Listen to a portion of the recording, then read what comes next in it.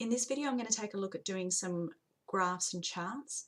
Now, for just about all of them that we're going to use in this course, we can get to them through Graphs Chart Builder. A little bit later on, we might go into the legacy dialogues and use this histogram option because that's quite handy too, but we're just going to use Chart Builder for now. So if we open that up, just click the,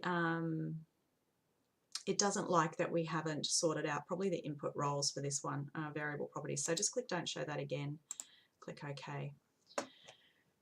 So the way this works, you drag the graph that you want into this preview window, and then you drag the data you want to use in that on top of it. So let's start off with just a basic bar chart. So this is the simplest one here. So I'm just going to click and drag that in. And let's say we want to have a look at marital status.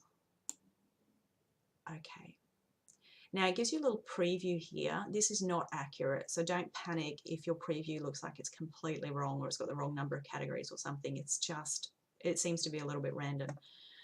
So once you've got that in there, press OK. Now in this version of SPSS, the graphs come out actually looking quite nice. If you're in an older version, this may have come out looking really, really ugly.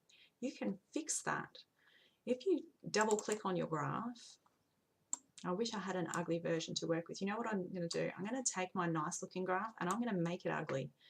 Double click on your chart and you get the chart editor. Then click on the bit that you want to change and you should see different options here. So fill, I'm going to change that to that awful colour. These really helpful lines, let's turn them off. Oh, I can't remember what colour it uses for the bars. So there will be some ugly colour. What's the ugliest colour we can think of?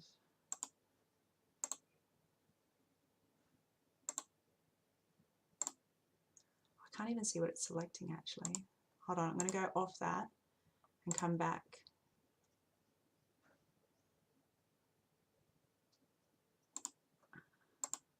That's looking pretty bad.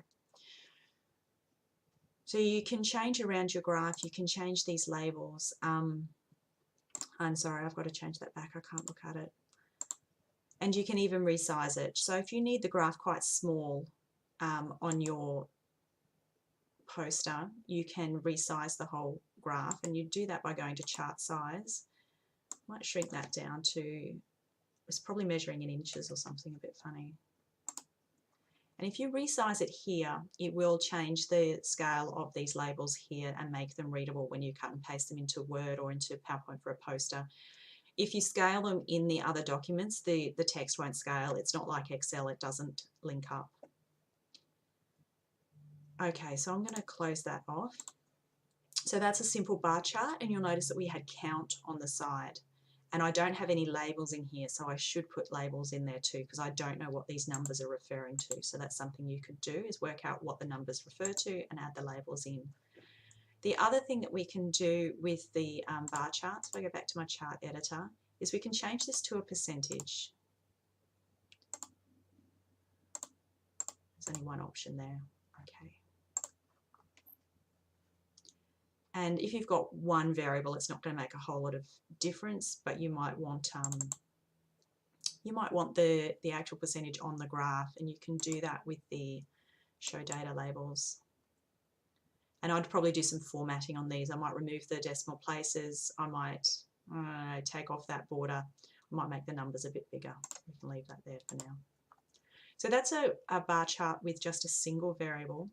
Now let's say we wanted to look at the marital status within the treatment and control groups to see if it was similar. We can do that too. So if we go to Chart Builder, now that we want to use two variables, we're going to need to use either a stacked or a clustered bar chart. Let's start with the clustered one. I'm going to drag that in.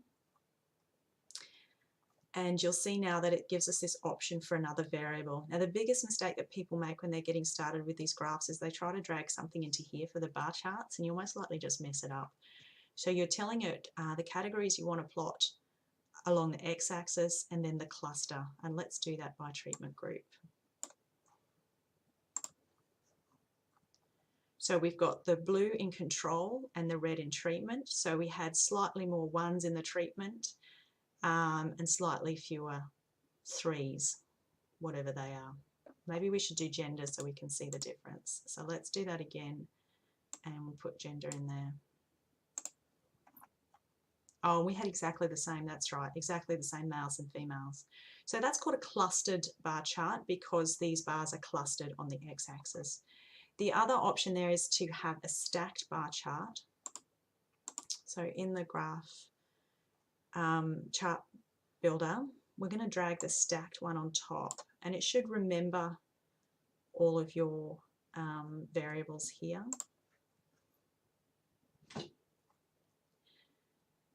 Now, actually, in this case, I would want these the other way around. I would like to see the treatment and control group and the percentage of male and female as the colours. So I'll have a play with this. I'm going to drag the group down to here and the gender up here. And again, this is out of account. We might want the percentage. We might want to know the percentage out of the control group that were male and female. So if we go to graphs, chart builder again, count, percentage, and then again we have to work out which way around we want the percentages calculated. And in this case, I would want them out of the treatment and control groups. So out of each x-axis category, I want to know the percentage of male and female. So that would be for each x-axis category. So choose that and continue. If you're in an older version of SPSS, there'll be a little OK button down the bottom. You must click that or it will just forget what you've told it to do. Once you click that OK button down here, you'll see this change to percentage over here, and then you can click OK. Now you might be starting to think that there is an awful lot of ways of doing bar charts, and you would be correct, there are. Based on the different combinations, you could probably do the same graph about 16 different ways. There's no right or wrong, it's about what shows best the information that you're trying to convey.